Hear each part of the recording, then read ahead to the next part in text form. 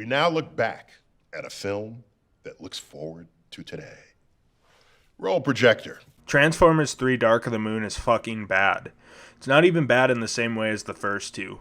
Where the first film was a jumbled mess of characters leading to a fight, and the second one was a boring Indiana Jones style film leading to a fight, this one is a boring slice of life drama following an unlikable dick lead character to a very long battlefield drama. Okay, I suppose we should get into the plot for this film. This one's a bit more confusing than the last two, but I think that was because I was so bored I couldn't follow what was going on half the movie. Sam is now a loser with no job. He has a new girlfriend named Carly, whose entire purpose is to be Megan Fox again.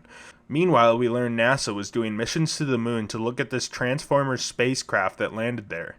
Anyhow, this has very little relevance to the plot, honestly, except for the fact that it holds Sentinel Prime. Anyhow, Sam gets a new job thanks to his girlfriend's pervy Harvey Weinstein sexual harassing boss, and he meets Ken Jeong, who tells him some kind of Transformers conspiracy.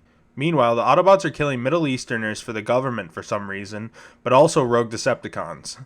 And Optimus manages to revive Sentinel Prime, who I guess was his teacher, but plot twist, he's really evil and kills Ironhide. However, who fucking cares about that character, so whatever.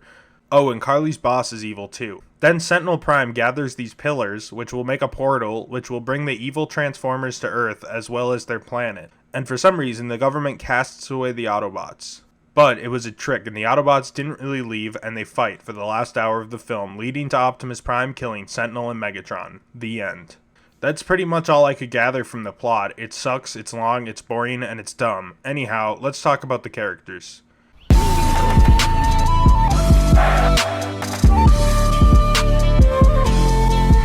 As per usual, let's break down our Autobots, which much like the last movie and the first movie, really don't do anything but shoot shit, but I'll try my best to explain their plot relevance.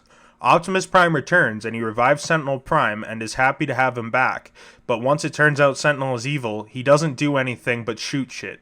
He's also a fucking psychopath in this movie. Optimus, all I ever wanted was the survival of our race. You must see why I had to betray you. You didn't betray me. You betrayed yourself. No, Optimus! Bumblebee is back, and Sam is mad at him for not hanging out enough, and he shoots shit. Sentinel Prime returns from being dead, I guess, and is good for like 15 minutes, then turns out he's evil now, and he makes this space teleporter, then gets murdered violently by Optimus. Ironhide is back, and he shows up to shoot shit, and then he gets killed by Sentinel Prime. Ratchet is back and shoots stuff in the background. Sideswipe is back and shoots stuff in the background. Mirage, or Dino, I guess, is a new Autobot, and he shows up and shoots stuff in the background. Wheeljack, or Q, I guess, is a new Autobot, and he shows up, invents stuff, and then dies. We surrendered. We're your prisoners. Move it. Can't we talk this out? We're all a bunch of good chaps. I mean, you know. The Wreckers, Roadbuster, Topspin, and Leadfoot show up and shoot stuff. Wheelie returns to be annoying and do little else. He also has a sidekick named Brains now, who does nothing the entire film except turns into a laptop at one point. Well, you tell her that we're not your pets, and we're not your toys. All right, we're an advanced, genius, alien race, just looking for a home. Name's Wheelie. Yeah, say my name, say my name. Skids and Mudflap have a Jolt-style cameo in car form and were apparently cut from the final film. And the RC triplets don't return, so I guess they died or something. Their toys must not have sold very well, I guess. Most of the Decepticons, as with the previous film, show up and die. That's about it. Megatron, however, shows up weakened with a cloak. He literally just sits around and dies. All your work to bring Sentinel back, and now clearly he has all the power. It's actually almost tragic.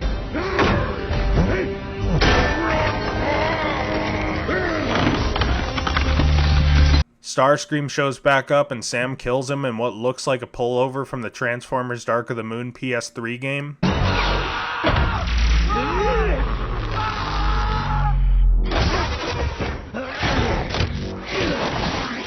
Soundwave is back, and this time he's a car instead of a satellite for some reason. Shockwave shows up. He actually looks kind of cool, I suppose. Looks a little bit like the cartoon. Otherwise, he kind of just shoots shit.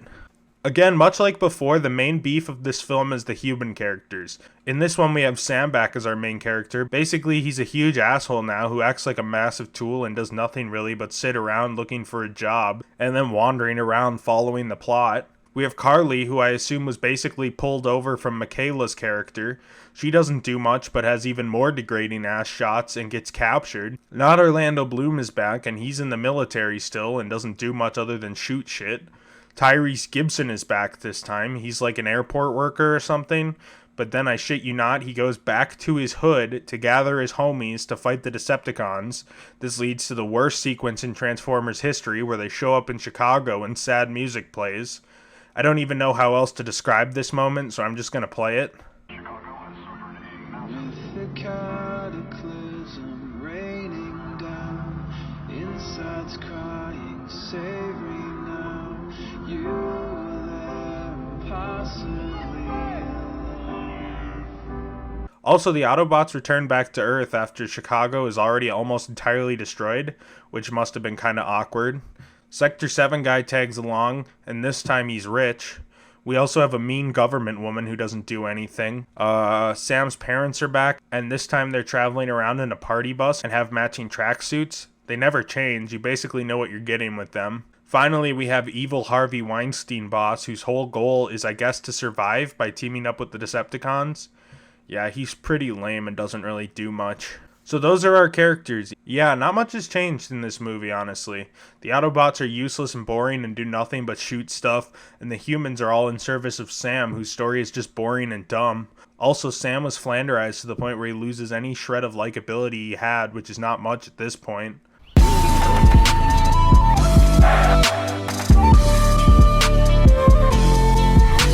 As you may expect, the humor in this movie is bad, like the two films preceding it. However, it's certainly not on those films' level, as a lot of the humor is consolidated. We really only have a few jokes in this one, so here goes.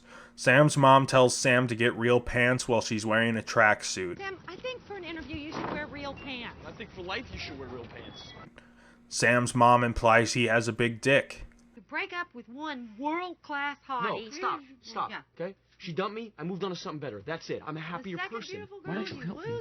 They had an argument. You're a good-looking kid, but you're not going to get a third one. I mean, unless you have like a big... What the Mom, just don't know what you're doing. I don't want to talk about it. Man walks in front of Sector 7 guy's interview. Bill, budget cuts. Chat, out.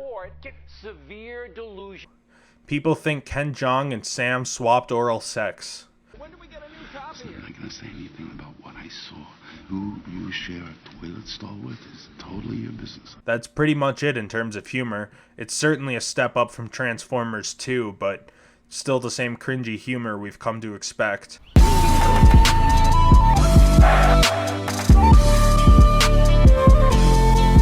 The pacing in this movie is really bad.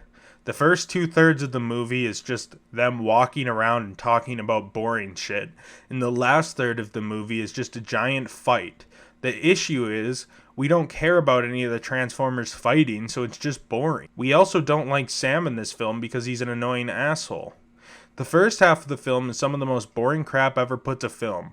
Sam complains, Sam learns of the conspiracy, etc. Like, it's hard for me to find the words for what the first half is, because describing it makes it sound like any other movie, but it's really not. It just sucks. And the second half is mindless action that constantly grinds to a screeching halt to fill with boring exposition no one cares about.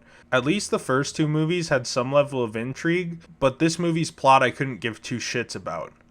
What we have here is most easily compared to Godzilla pacing.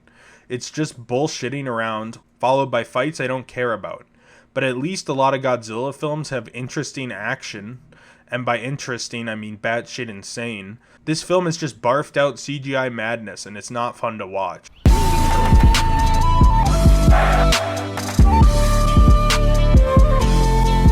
This movie doesn't look as shitty as the first one, and is a little less nauseating in action scenes than the second one. The only exception is when they go to Chernobyl, where it's all green like a dirty fish tank because nuclear radiation, I guess. That's really all I have to say good about this film. I suppose some of the new Transformer designs are kind of nice, but they're no different than in the previous films.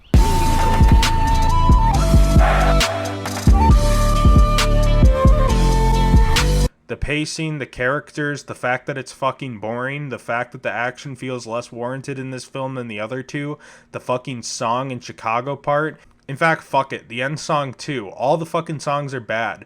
My criticism of the second one being like the Gone Gone Gone by Philip Phillips scene in Amazing Spider-Man 2 still stands. However, this isn't as blatant as the second movie playing 21 Guns 1,300 times. Dad, listen, I know what the odds are, with the exception, okay? Wait a second. Oh, who could that be? 2 weeks, it could be Muffy. It's me with the conclusion. My conclusion is that the Transformers trilogy sucks ass. I honestly went into this series expecting this to be the second best with the original Transformers on top and Revenge of the Fallen in dead last, but I think it's the inverse of that. I think Revenge of the Fallen is probably the best of the three. Don't get me wrong, I hate Revenge of the Fallen, but it's certainly the best traditional story of the three. I really hate these films, they suck really hard, and while I don't want to, I guess I'll just review the other two, like why not at this point? I wish I had more to say once again, but I really don't. Well, I guess next week is Transformers 4, Age of Extinction. Very exciting. Also, I already reviewed the first two films in this series, so if you haven't seen those yet, check those out on my Why It Sucks playlist. I'm sure one of them will be linked after this video. Also, subscribe if you want, or don't.